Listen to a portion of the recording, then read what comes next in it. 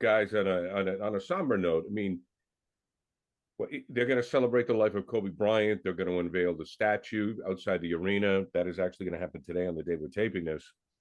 I don't know if this brings back any thoughts or any feelings at all, Bob, about this. I mean, certainly I'm glad that his memory is not going to be forgotten. When Kobe passed, the enormous outpouring of grief and love for him from so many circles, so many areas. I wasn't ready for that. I didn't realize he was that beloved. I had underestimated the Mamba pull, so it's and the way he died was with his daughter, it's just awful. So it's always it's poignant. There's no question. But I mean, he is a revered figure in LA and elsewhere too. And a lot of players who grew up, looking wanted to be the next Kobe Bryant. So good, I'm moved. I'm just reminded that the shocking news we got of how he died was really one of those awful stories, no question. Yeah, I mean, I think, what is he, like the fifth or sixth person to have a statue outside of crypto or whatever it's called now? Whatever, crypto.com, whatever. Yeah, I just call it the Staples Center still. Yeah, it just sucks. It sucks that he's not here to, to be there, to enjoy it, to appreciate it. It's still weird. It's still weird. I mean, It's again, very weird. So it's young, very weird. That's and so young and so involved. Because of his daughter, he was so involved in women's basketball. Yeah, who knows he would have loved this. Who knows where he would have taken that interest? He could have taken that interest to somewhere to really help the WNBA and help women's basketball everywhere.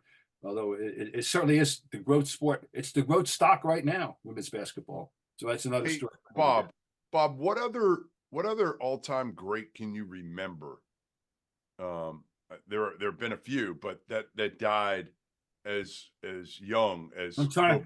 Yeah, well, I mean, I'm trying to think of I knew I was just kind of running it through my head, and we had back in Ken Hubbs died the year after we won the National League Rookie of the Year back in circa 1961 or two. I know I'm forgetting something obvious.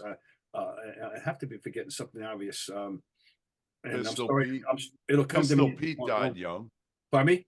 Pistol Pete died young. Oh yeah, well I'm talking about doing the active. Oh yeah, Pete was inactive. He had retired. Oh, I'm saying young. Oh yeah, he was only 40, I think. Right. Barely turned 40. He was playing pickup hoop, wasn't he? Yeah, only turned 40. He had a congenital heart defect that we didn't know about, as it turns out. Yeah, Pistol Pete was a shockaroo, that's for sure. And I'm sure I'm going to think of an answer to get after we're done. But I'm just trying to think of great basketball players.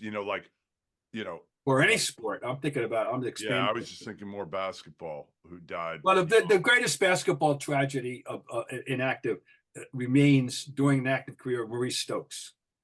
That situation when Maurice Stokes was stricken with I believe encephalitis, but he was stricken with a sleeping sickness, and then he lasted and lingered. He'd be able to live a life of another however many years, thanks to Jack, large measure thanks to Jack Twyman taking him in. That's the story. Became a movie, and it was an all true story what Jack Twyman did to become his legal guardian. And Maurice Stokes, people don't know, was probably LeBron before LeBron, or Elgin before Elgin. He was a very versatile six forward who came out of St. Francis de Loretto and was playing with the Royals and was an all-star right away and was on his way to a great career when he was suddenly stricken. He collapsed and now of course then. So anyway, Maurice Stokes would be the NBA standard of somebody in their career during the height of their fame. So that's guys. Well, always a pleasure.